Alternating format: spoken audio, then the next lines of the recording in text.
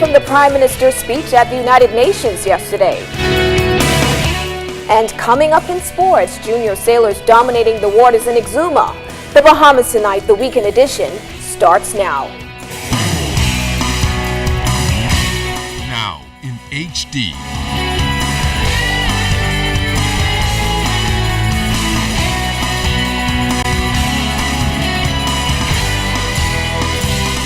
ZNS Network presents The Bahamas Tonight. This segment of the news is brought to you by BTC, powered by Lime. Welcome to the Bahamas Tonight, the weekend edition. Good Sunday evening, Bahamas. I'm Charisma Robinson. Like always, it's great to have you join us. Topping the news tonight, Prime Minister, the Right Honorable Perry Christie, informed world leaders at the 68th session of the United Nations General Assembly in New York yesterday that Caribbean officials believe the offshore financial services sector must be regulated as it represents true tax competition and an honest opportunity for families and individuals to protect their privacy. Opal Roach tells us more. In a powerful message before the United Nations General Assembly on Saturday, Prime Minister, the Right Honorable Perry Christie, called on the international community, especially those powerhouses, to become more conscious and ensure that the economies of the vulnerable and weaker member states are not damaged.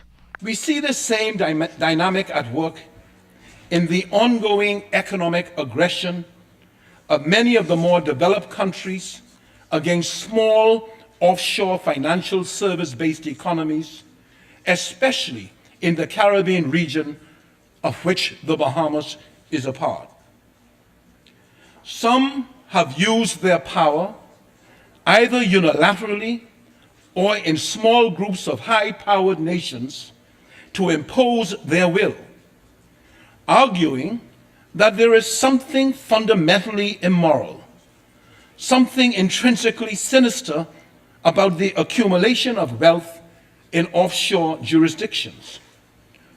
Mr. President, we reject that premise and we criticize in the strongest possible terms the efforts of some to maim and cripple, if not destroy, the offshore economies within our region. Noting that regimes in place to counter terrorist financing and transnational crimes in a number of Caribbean states are more effective than those of bigger nations, the Prime Minister called on the General Assembly to consider this. We need to challenge the United Nations to take the lead in developing and refining multilateral global mechanisms for the governance of the offshore financial services sector. Mechanisms that will meet the legitimate demands of the developed world for the protection of their fiscal systems and their need for greater security, while at the same time allowing offshore financial service economies to continue to grow in an orderly and properly regulated way. Now, Mr. Christie also warned of the possible repercussions involved in destroying offshore financial service economies. To destroy this sector in the Caribbean would effectively cause tens of thousands of newly empowered middle-class citizens to slip back into poverty or to migrate to the developed world. Mr. President, the middle class of which I speak constitutes the anchor of social stability for countries in our region. Take that away, and social destabilization emerges as a risk of the most ominous kind. And should that risk materialize, the developed world may well end up finding that it has only solved one problem by creating an infinitely bigger one for itself. The Prime Minister and his delegation, which includes his wife, Mrs. Bernadette Christie, returned to the capital on Sunday. In New York, I'm Opal Roach, ZNS Network News. And this programming note, you can tune into the ZNS Network for a rebroadcast of Prime Minister Christie's address at the 68th regular session of the United Nations General Assembly tonight at 7:30. An extreme, expensive, and much anticipated project is how the Minister of Works and Urban Development, the Honorable Philip Davis, is describing the new Marsh Harbor International Airport in Abaco. During his keynote address at the Abaco Business Outlook last week, Minister Davis lamented about the challenges encountered to provide the necessary approvals to the contractor due to technical concerns. The Works Minister also noted that since an occupancy certificate cannot be issued, ministry officials are troubled about structural elements actually meeting fire and safety codes. It seems that the design of the interior would demand additional staffing to operate a separate international and domestic security operations. The airlines are also asking for ticket counters to be redesigned, as there are presently no allocations for space for printers and ticketing machines. The Immigration Department also has an issue with their access to their work area and the security of the same. There's also the relocating of the switching system for the runway lighting to the new control tower and the removal of the existing building. Minister Davis also announced the Ministry of Transport and Aviation's intention to make a Family Island airport self-sufficient to reduce operating costs for the public treasury. The Ministry of Transport and Aviation is pursuing the option of private management of the Marsh Harbor Airport. In that regard, a request for proposals to manage, develop, and operate the airport was published in May of this year, inviting bids from qualified Bahamian firms. 3 companies submitted proposals. The Minister of Transport appointed an evaluation team headed by Subaltern Bethel to review these proposals and to revert to the Minister with their recommendation. I'm advised that the committee has now completed its work and has made a recommendation for consideration by the Minister, who in turn will bring those recommendations, having considered it, to Cabinet.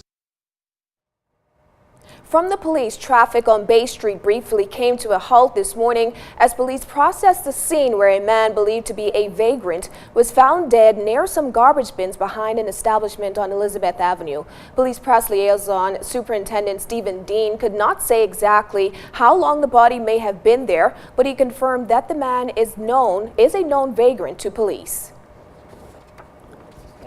We are unable to determine the cause of death. Police are treating it as a sudden death. We are actively investigating this matter. We are appealing to members of the public who might have known this individual or known of any individual who hangs out downtown. The information that we are getting, that this individual frequents in the downtown areas. We cannot determine whether he sleeps in the area, but we are appealing to members of the public who might have someone missing who hangs out downtown areas to please contact police. But we are in the early stages of our investigations, and an autopsy will have to be performed to determine the exact cause of death. National Security Minister the Honorable Dr. Bernard Nottage, Minister of State Senator the Honorable Keith Bell, Commissioner of Police Dr. Allison Greenslade, and Defense Force Commander Commodore Roderick Bowe conducted a security assessment of the various ports of entries within the Exuma chain yesterday. The security assessment included visits to Staniel and Norman's Keys, Bell Island, and an aerial view of various parts of the Exuma chain. Minister Nottage stressed that it was critical for him to accompany defense and police force officers on this exercise. He believes it improves the Ministry of National Security's ability to make better decisions on maritime domain awareness and security and raise their awareness on security gaps within the Exuma chains. Dr. Nottage was impressed with the officers and Marines' professionalism and competencies while executing their duties. Since the prominent emergence of the cane toad species 3 weeks ago, many residents have expressed concerns about the ecological impact of the invasive species. Jiminy Swain spoke with Bahamas National Trust officials who are monitoring the animal's activity. Bahamas National Trust officials contend that news of the cane toad is causing quite a stir. The Trust's Director of Science and Policy, Vanessa Haley Benjamin, has been flooded with phone calls from residents concerned about the nocturnal cane toad's presence, and she believes residents are generally afraid, which in turn is causing them to target native frog species. The average Bahamian is not really aware of the native frogs that we have and the fact that we have 4 native species of frogs that exist.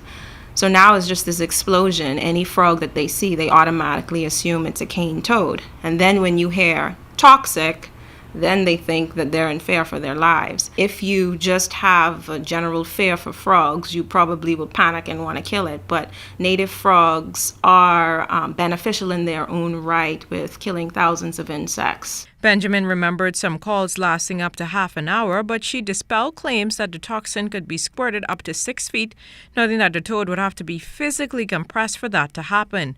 But she did reiterate how residents could distinguish a cane toad from native species. A cane toad would not be found on walls, on trees, on windows, on your cars. And that's because they don't have suction cups on their feet, so they can't physically climb. Another thing, people think that there's gonna be this toad there and it's gonna squirt toxin at you and you're gonna automatically die. Well, it's not the case. I mean, this is a natural defense mechanism of the cane toad. You have to handle it. They have to be threatened or feel threatened for the toxins to get on your hands. Environmental health officials confirmed that so far more than 200 adult cane toads have been caught and killed. Officials confirmed that cane toads have been contained to the western section of the island, but pet owners should still keep a lookout. Concerned about pets. Pets are generally curious. So they will approach the toad, they would try to mouth the toad, and when ingested, the toxic is deadly. However, if it just gets on your skin and you don't have any open wounds, it will just cause a skin reaction. An information fact sheet is expected to be released in the coming weeks to assist the public with clearly distinguishing a cane toad from the local frog species. Jimenita Swain, ZNS Network News.